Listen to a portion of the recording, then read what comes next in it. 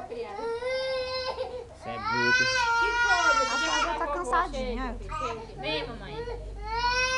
Toma aquela aqui, então. Chega, vovô vai aceitar, né? Fica em pé de boa, fica de boa. Chega, meu filho. Que genro dela. Chega. Filho perde de vó, fica dengoso. Fica, Neto, como é fica. que é que ele falou?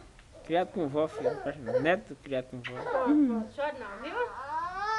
Foi Titi fez pra você chorar. Nem Tá, te mas- conheço. Ixi, Porque tá aí, ele faz isso com a minha sobrinha. mãe muito chique pra tirar uma foto do João. Ela tirou. A minha sobrinha fica um arara do tamanho dela. Ixi, com ele. Tá tamanho agora, né? Tá tamanho da mãe.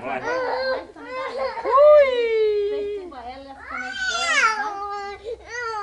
Até o meu sobrinho, que é um bebezinho, que já tem assim, acho que ele tá com um aninho agora. Ele perturba o meu bebezinho, do meu sobrinho, do outro filho do outro irmão. Ei, Júnior, quer falar alguma coisa aí sobre sua família, Júnior?